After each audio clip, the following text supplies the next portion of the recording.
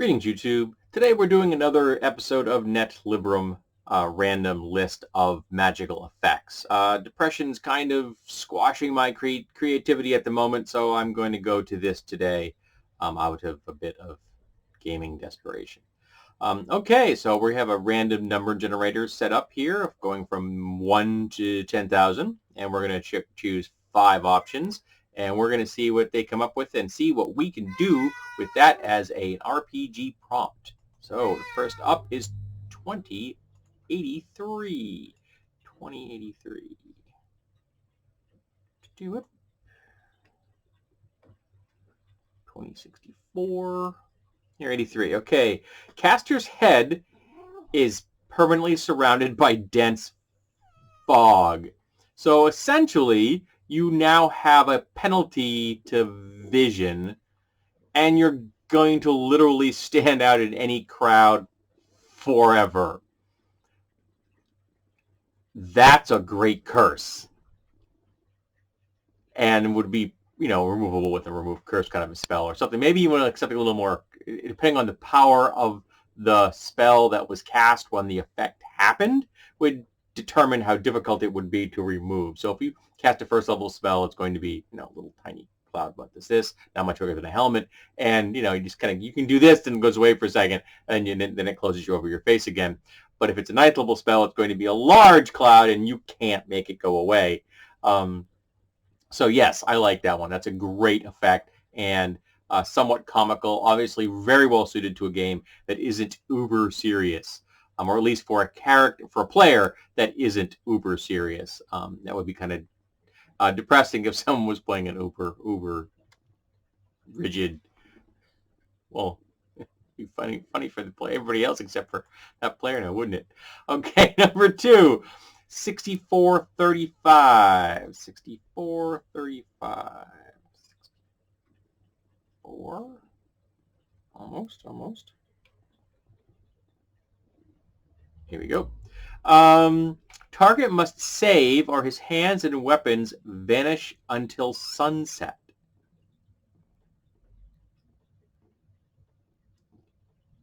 Now what?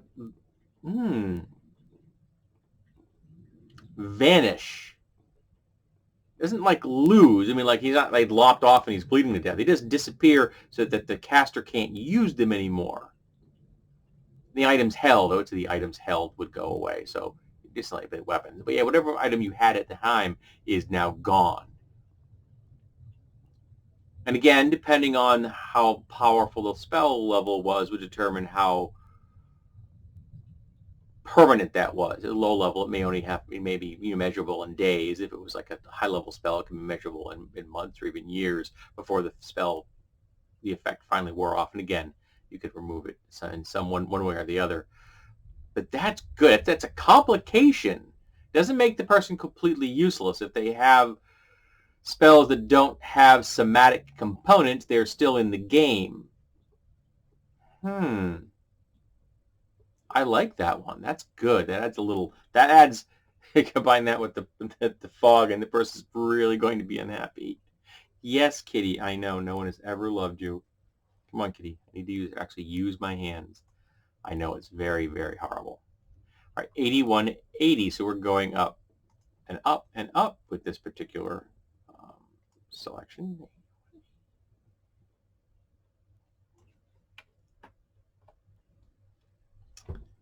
Oh, no, didn't go deep enough, sorry. 8180. Okay, all chainmail within 50 yards is strongly magnetic. Now that's kind of cool because you wouldn't necessarily even notice it at first if no one in the area was wearing chain. Technically, you should just call it mail or chain, but you shouldn't actually call it chain mail. It's kind of repetitive. Mail, it just works just fine. If it's mail, it's mail. So if no one's wearing mail in the area, you wouldn't necessarily even be aware that this effect kicked in.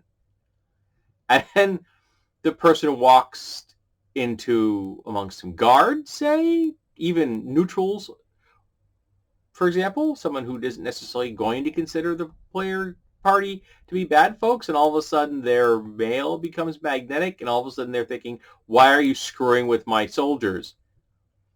That's got some good comedic effect. And potentially be used as an advantage under certain circumstances by a clever player.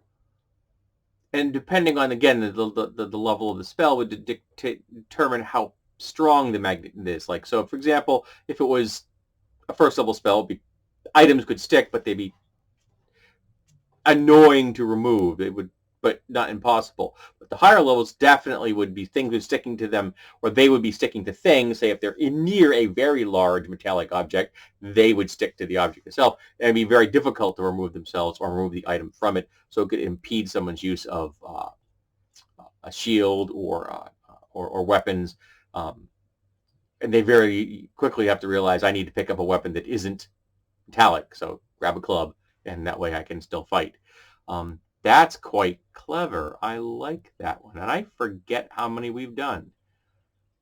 We'll say that's 3. Yeah, that's 3.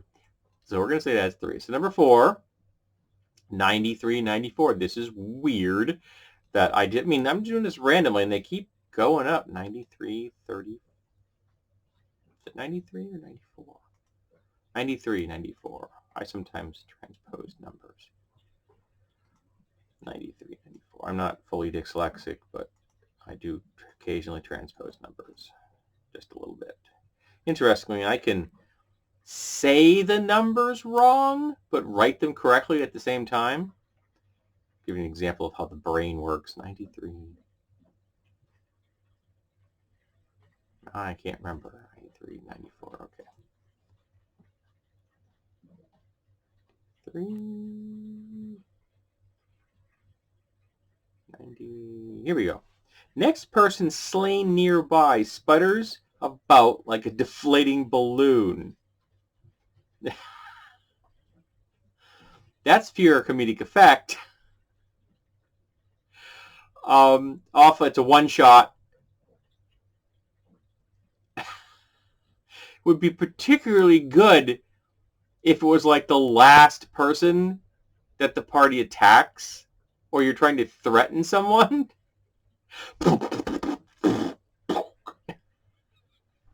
Oh, that's a good one. I like that. That could have some great. Now, see, am I going to go above 93, 94? And then the results is, no, we're going back down. It's 42, 44. So let's go to 42, 44. 244. 5,000.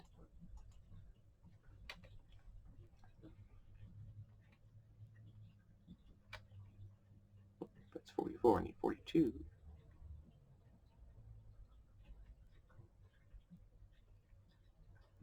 Here we go. During any combat round, target is 10% likely to be invisible.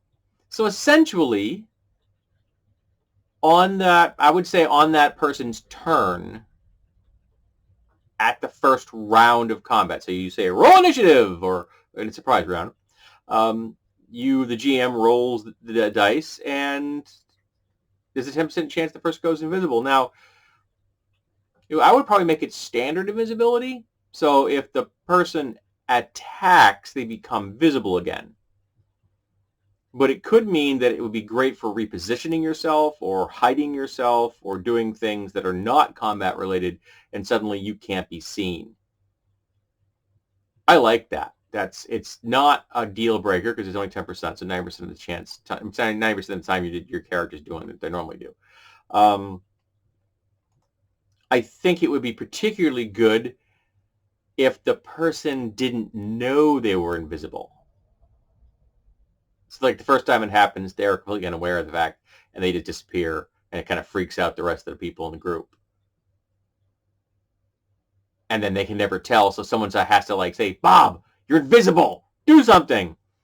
So yeah, that the person themselves could not tell. I like that idea. They cannot personally tell that they are invisible when they go invisible. I like that. I would fill that in there. It's not part of the list, but just me adding a little bit to the concept. So thank you. This has been pleasantly amusing for me. I've enjoyed this today. It was a good one.